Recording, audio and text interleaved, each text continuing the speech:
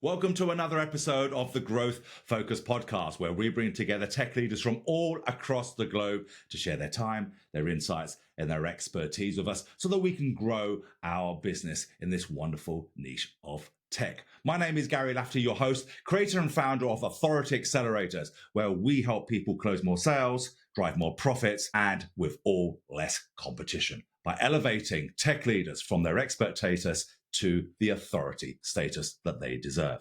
Now, on this episode, I'm extremely thrilled and excited to have our guest Bogdan, and we are going to be talking about how to stand out in an extremely crowded market, what works when it comes to building your cybersecurity business, and more importantly, what doesn't work and how to scale. We'll even, if we get time, talk about acquisitions and growth. So we've got an awful lot to fit in today. So without further ado, Bogdan, it's extremely great to have you here on this episode. Why don't we just start off very quickly by giving us a brief introduction of who you are, where you're from, and what is it that you do?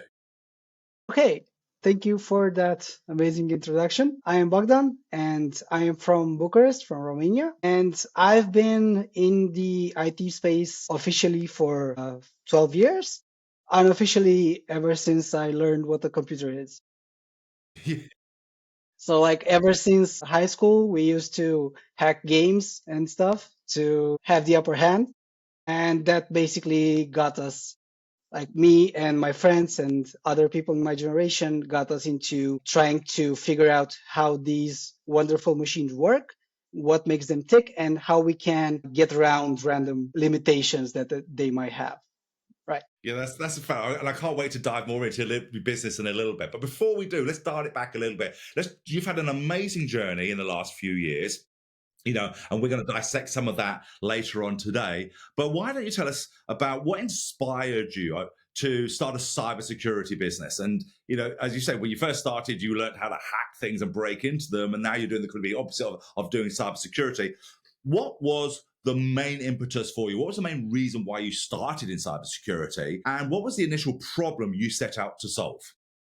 So when we started this company, because it's me and three other guys, we started out with, each of us started out in this industry by hacking around and trying to solve real issues, right? And one of us had knowledge in the cybersecurity space, which led us to think of a solution which can basically automate the whole process of vulnerability management, which is what we do.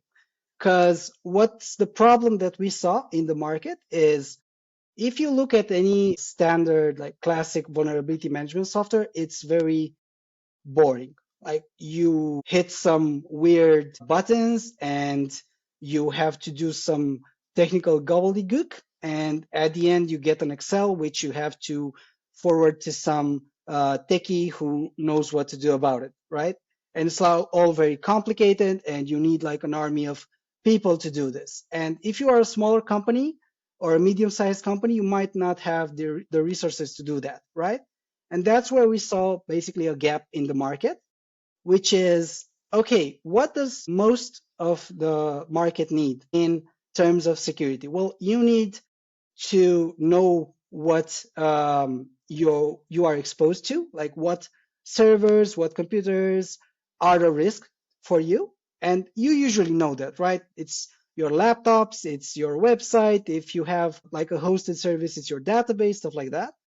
And then you need to know what is the biggest bang for your buck that you can do. And we felt that this is what standard, like legacy software, fails at: prioritizing and grouping up specific technical vulnerabilities in like an easy to understand, like, hey, if you upgrade, I don't know, this software across all of your devices, then 60% of your security risk is taken care of.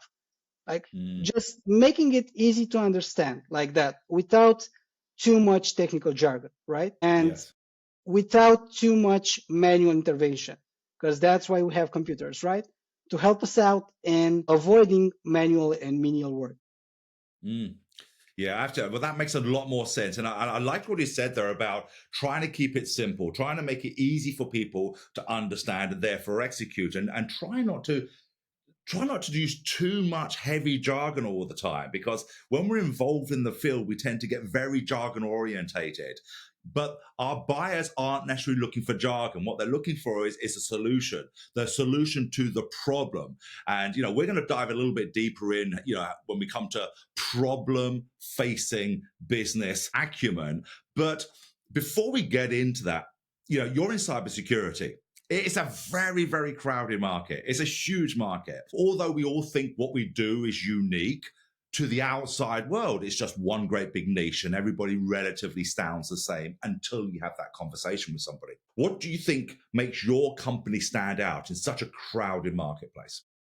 It's something that it's really hard to see with established cybersecurity names, which is flexibility. When you have a software product that has been in the market for like, I don't know, 10, 15, 20 years, you already have an established client base and you just sell your product, right? You just like take it or leave it. What we offer is basically flexibility in terms of both software features that you can enable or disable at will, as well as stuff like billing and stuff like what kind of reports that you get, and just basically on the whole scanning process, like the whole process of you getting from like the login screen to like a prioritized list of, okay, what do I need to do to get this security stuff off my back? Because nobody, like from a business perspective, thinks, okay, I have to do this securely because X. No, you usually think, okay, I have a milk factory, right? My job is to bottle up milk and to sell a ton of bottles of milk. The whole IT stuff and the whole security stuff is just secondary to my main business objective. So the more streamlined and the less hassle you can add to this process, the easier it is to have your clients be happy, right? If you allow them to just focus on what they actually want to do, which usually isn't security, that's like our job for them, because that's why they are our clients, right? Yeah, and that's a really good point. And because when you look at it, you're not coming in with a product led or a service led offering. What you're coming in with is almost like a holistic partnership approach. Let me partner with you so you can get on and do what you do best, and that's growing your milk bottling business or growing your construction business or whatever the case may be, and we'll take care of this back end and really helping them not just with their IT, but holistically helping them grow as a company, as a client. And that's a really good way of looking at it. And again, it sounds like common sense, doesn't it? But we all know that common sense is not necessarily common practice. So the fact that you walk your talk, is a really good lesson there. So listen, you've been in business now, since 2015. You've had a really, really great success. You moved, you broke through that first 7-figure barrier, multi 7 figures, and then you got acquired by PDQ. What lessons have you learned in this really short space of time about growing a business in the tech field? It's that everything changes. And like we'd say that, like, yeah, everything changes, of course. But in the tech field, there are so many moving targets that it can be pretty hard to like focus on what is actually important, right? And what we found out is, because we also try juggling too many balls at the same time, and you obviously break some stuff, but you can learn from that. And as long as you keep an open mind and just think, hey, we might have like did some stuff better here, or we might have to rethink something because our client got mad and maybe he like actually had a point. As long as you keep this flexibility and you don't like sit in your little box of like, oh no, this is how you have to do X, Y, or Z, I feel like this is the most valuable thing that you can learn. And especially with the collaboration with PDQ, we've learned like a whole nother side of this market, right? A more they focus a ton of effort on their customers. They are very social. They have like a Discord server. They have a Reddit subreddit where they post product updates and stuff like that. And when you get input directly from your client like that in a very public way, it helps a ton to already be in that flexibility mindset, right? Because you might, I don't know, some client might be angry because something didn't work. They might not word it as nicely as you'd want, but you can't hide behind the Zendesk ticket cover, right? Because it's all out in the open. And you have to understand that, hey, I might be in the wrong here. Like that client, if he's mad, more often than not, he's right. And you have to figure out what didn't work and how you can make it work better for him and other clients in the future. Yeah, so it's just being really flexible where you can be, right? Is what you're saying. One of the lessons is be flexible, focus on where you need to be, but also be flexible with it. Yeah, and also always keep an open ear. Like you might think that you found the golden goose and like found the correct path to do everything and anything that you might ever want to do in your life. But then something might change in the market and you might have to shift your focus or you might have to explore other areas, right, of development. You always have to be keep one eye open on everything else that's going on. Yeah, absolutely. Absolutely. Well, you've mentioned a couple of times now, Bogdan, about, the importance of outcome driven solutions over just technology, over just the product, over just the service, it's something which we've here at Authority Accelerators have been preaching for a long, long time now is make sure that whatever you're doing has an outcome attached to it. That outcome is solving someone's problem, find out what the problem is, then comes in the text. It's almost like a reverse engineering from that. How do you get to communicate that to your potential clients and your potential partners when everybody is sounding the same? When everybody's saying exactly the same thing, or at least perceived to be saying the same thing, how do you get that message across so that people start thinking they're different? They're coming from an outcome perspective rather than a process. Well, when you talk about the outcome, you have to start about finding it, right? Because the outcome for me might be different from the outcome for you or from anyone else, right?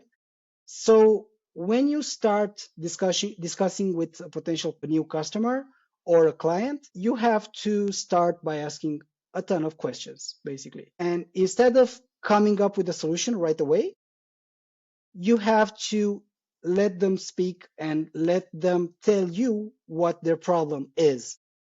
They don't care if you sell them the most bleeding edge technology infused, I don't know, gobbledygook, which is like it's gonna move a ton of bytes faster in nanoseconds via email and carrier pigeons or something. They don't care about that. They want their problem to be fixed. How you fix it, usually they don't care. Like, as long as you fix it, we are perfect. The tech stuff, like what front end framework you use, what API service you use, what kind of relational database you use in the backend, those are things for us tech people to worry about, right? To nerd out about what would be the best solution and when can you upgrade and stuff like that. Slack still uses PHP. If you ask any modern web developer, they're going to tell you PHP is ancient. Slack proves that it's not. As long as you solve a real issue, it's really good. And let's not even talk about stuff like COBOL, right? Which Yeah, is still absolutely. in use. Exactly right. So I love what you said there. That is for us to nerd about. That is not for the client to nerd about. This is what we do. This is the industry that we're in. So let's talk about business leadership. That there are businesses within the tech company, in the tech industry out there, who on the face of it look like they're doing really well, but are really internally struggling. They're really struggling to get high profit levels, and that's because they're struggling to become a business leader in a sea full of experts. And a lot of founders really struggle from breaking free of that sea of sameness where they're just seen as just another expert. What insights can you share that you've taken to transition from just being another technical expert into a business leader? You have to fight with your strengths, right? For example, we have always had the openness to, like as I said earlier, talk a lot with the client and offer up support in more real-time ways, apart from like the standard like open a ticket, um, as well as try to always understand that the client's needs might change. If they ask for something today, that might not be the true 1 year from now, right? I think this helps you build out a niche, and when you find those clients that appreciate what you have to offer, because each of us are unique and each of us has certain strengths that they can use in business, you can find your niche which appreciates your strength, your specific qualities, and your specific differentiators, and then you can just double down on that. Mm. Once you have your first foot in the door, like your first client or your first 2, 3, 10 clients, then you can kind of sense the formula, what works for you, and just expand on that, right? And this also reflects in like internally when you need to expand. When you have that culture that you know it works, you can also like bring like-minded people with you. Like if you are the type who is very casual and likes to communicate a lot and to keep it very chill when talking with customers, like no official white collar meetings and stuff like that, look for people and clients that match that expectation, right? Because Mm. you can't go dressed, I don't know, in smoking and very formally at like a college party, right? So Mm. like know your market, know your the type of client that you are looking for and the type of mentality that you basically click with. I Mm. feel like Mm. this helps a ton, especially uh, going back to what I said earlier about technology and what we talked about. What I saw is most people, especially when starting out, especially if they are technical, focus too much on like, oh, we saw this great technical problem that we're going to fix and we're going to rule the world. It doesn't work like that, because you can fix a very difficult technical problem that nobody cares about. Mm. You can, I don't know, fix the NP issue like with algorithms, right? Okay, that's going to give you like a certain prestige in certain circles, but in real life, like nobody cares. Like I just said earlier, your client just wants to sell bottled milk, doesn't care about P versus NP or stuff like this, right? Yeah, yeah, absolutely, absolutely. And whilst we'll be speaking, and I'm glad what you just said there about the uniqueness. We're all different. There'll be people listening here that have their uniqueness that I personally have come across so many times that people have forgotten what they're unique at. They're letting the tech take over and they're losing their own persona of what no one can ever take away from them, which is themselves, what they're really good at, their strengths. You and I, we've spoken before on the importance of authority based, founder based marketing from that and standing out over and above what everybody else is. And one of those things is having the ability to see what strengths you have as an individual. Through the process of growing your company, how important do you believe authority based, founder led marketing is in today's world of growing a business? It does make a very valid point for you to prove that, hey, I really know what I'm talking about. And like me as an individual, as a founder, here is what I did to prove this. And it also helps a lot when you talk about what you do, what your company does, to help people understand that, hey, this guy this and this and this and this, so like he's not someone who's just talking stuff out, right? Because you can find a lot of people who can say all the nice things and can speak all the nice words, but when they are put in front of like acting out what they have to do, then they just disappear, or like they don't know what to do and can actually end you up in a worse position than when you started, right? So like actually doing harm.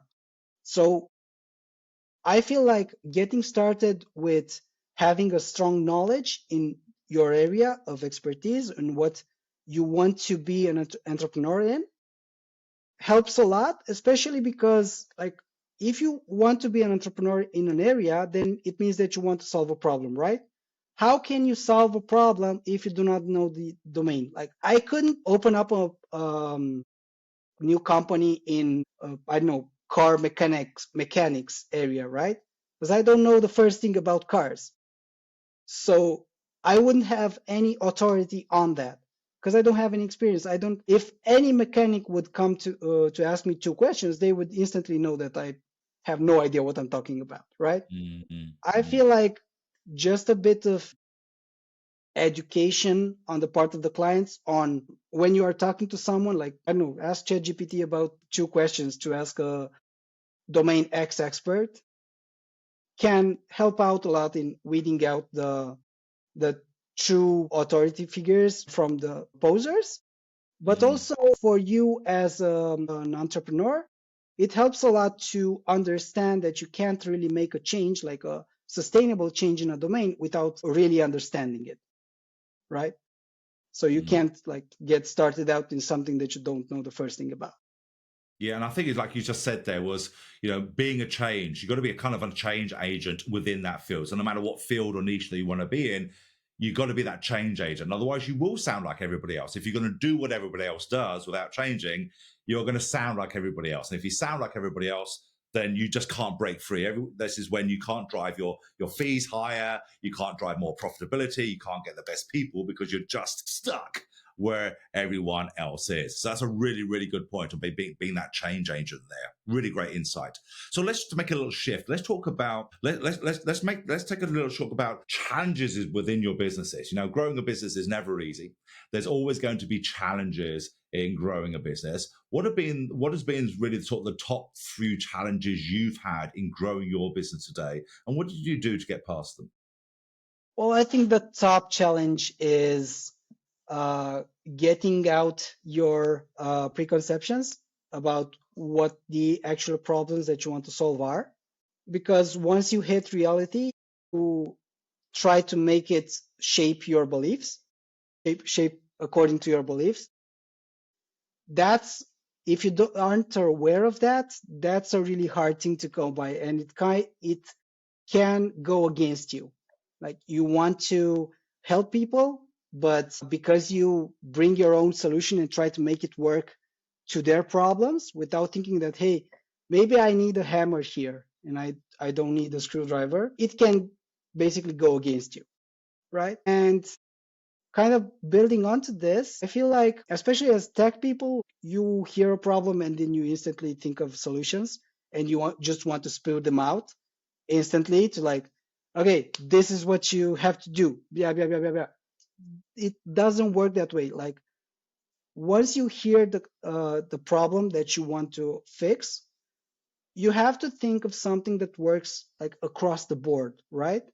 If you can find a solution that is like 80% matching to a ton of your prospective clients' issues, and then you can work around the rest of 20% with like custom, I don't know, integrations or stuff like that, then I feel like this can help a lot. But you can't reach that with like an instant, okay, you have this problem, I got this solution, bam, it's done. It doesn't work that way. You have to think it through, and this takes time. Like, we pivoted our product, I think, 2 or 3 times in the first 5 years because it didn't match what we thought the market would want, right?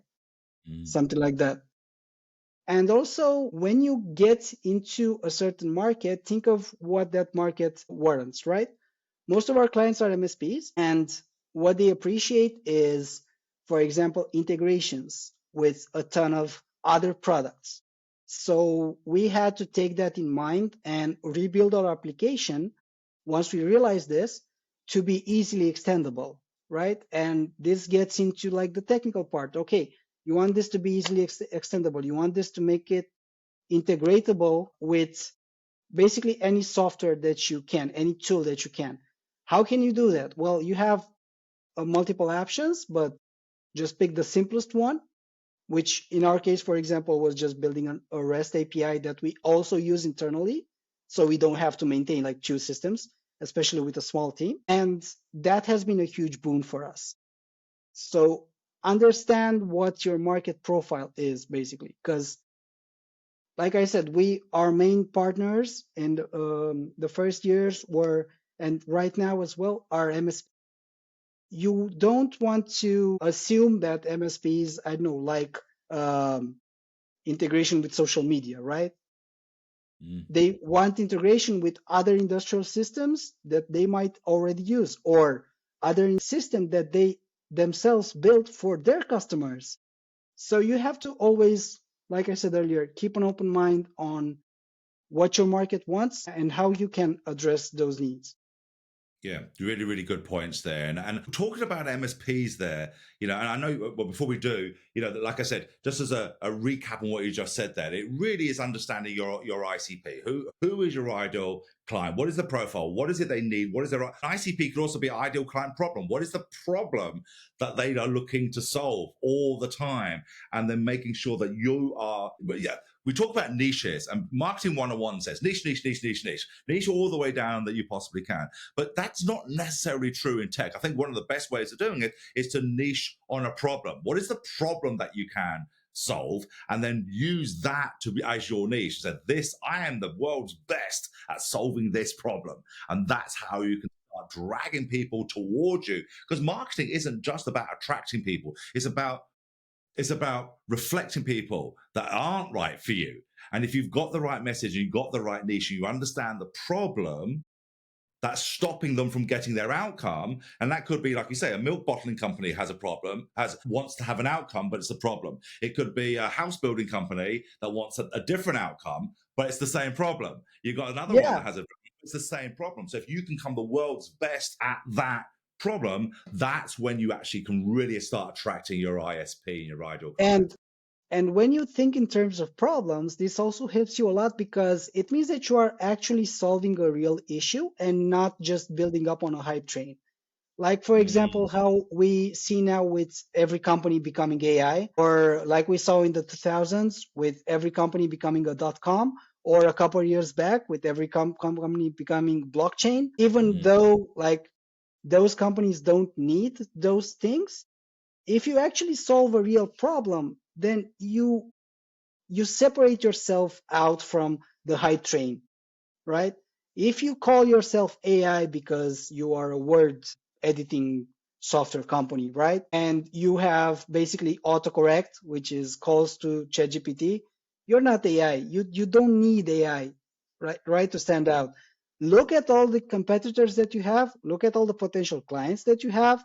Try to find something that nobody else does because for sure there is something there, and focus on that and ignore all the like today's hype train, right? Try not to, for example, integrate AI just to say that, hey, we have AI. If it doesn't work, if it doesn't help, it's going to be useless and people are going to see through that. Just look at what is going on with Office right now, right? With they are integrating Copilot everywhere and people are like, no, leave me alone. I just want my email and my Word and my spreadsheets. That's all. I don't want any of this AI stuff because it's not solving a real problem, right? It's just going on to the hype train. And as long as Yeah. you can avoid that, you are on the right path. Well, I think, Bogdan, if people want to take away anything from today's episode, it is solve a problem and stay off the hype train. That really is. It's very easy to look for the next shiny thing, that's going to glow. And to be fair, VCs are absolutely fantastic, but VCs are to a degree somewhat to blame because they're the ones pushing. Most companies say you need an AI element. You need an AI element. So people are just jumping on this AI whether they need it or not, and now forgetting what the problem they were solving in the first place because they have to go and chase this next shiny thing. And I think that's such a valid point to make. And if anyone's listening to this one, when it comes to this point, yes, AI is useful. But if it's not serving your main purpose, which is to solve the problem for your client, then perhaps it's not the main thing you should need to be focusing on, and doubling down on what does really make a difference to push that needle forward for you and your client. So listen, Exactly. Bogdan, we've come so far in such a short space of time. You've covered so much ground. So I've got a loaded question for you. I always tend to ask my guests one loaded question at the very end, and yours is going to be this one. You've grown your business from small, humble beginnings to, as I said, to some very successful. You got the partnership and acquisitions. Now you've grown to this massive level quite frankly, quite a short space of time. If you could go back to young Bogdan when you first started as a founder and give yourself that one piece of advice that you would thought was the most important piece of advice for success, what would that be? I think that would be to focus on one thing. Because especially when you're young, you feel the need to spread out, right? Before we started this company, I was also doing like freelancing work and working at NGOs and working in college and stuff like that. And I feel like we could have taken a lot of shortcuts and advanced a lot quicker when if we were to focus on one thing. And that would have meant, for example, leaving the comfort zone more often and focusing up on stuff that maybe isn't that comfortable, like I don't know, financing or business, more business talk, like deals and stuff like that. So not just the technical side, or not just the marketing side, or not just the business side, going around and spreading out. Because I feel like as a professional, as the more generalist that you are, like the more that you know about an entire area, not necessarily very deep knowledge, but very wide knowledge, the more helpful it can be. So, like, if you know that, okay, I need this thing, but I don't know the exact thing, at least you know what kind of person you're looking for to help you out, right? Mm. So, yeah, I think focus is a thing that can help a lot, especially when you're building a new business, Well, I think especially in that's the first years. yeah, absolutely. Keeping focus, knowing what you want, what is the goal you're heading for, but don't be so dogmatic you're only choosing on one thing. Look what else you need to bring with you to get to that end result. Like you said, not just the tech, but the sales, the marketing, the leadership, all of those, bring those things together so that you can do have a truly great business at the end of it. Well, Bogdan, thank you very much for your time today. If people want to get hold of you or potentially work with you, what's the best way to get in touch? Well, I do have a Twitter account where I post from time to time, and Mhm. I do also have a blog. I can leave you a link and put in the description, or Yeah, well, I'll pick that up from you a little bit later on, and then I'll make sure I put those in the show notes as well, so that people can take that and get in touch with you. Well, Bogdan, thank you very much for your time today. It's been an absolute pleasure having you. Thank you for your time and the insights that you've given. You've dropped some really good bombs here, and I think people are going to get a lot out of it. Thank you very much. thank you so much as well. That's great. Well, and ladies and gentlemen, thank you guys for joining us for yet another episode of this Growth Focus podcast. And if you learned anything today or picked up anything or found anything interesting today, make sure you comment on it so that other people can pick that up as well. But more importantly, make sure you share. Please share episodes like this so that other people within our industry can learn from leaders like Bogdan and the others who have given up their time and insights for us all. So until next time, until the next show, make sure you keep profitable, make sure you keep pushing, and we'll see you on the next one. Bye-bye.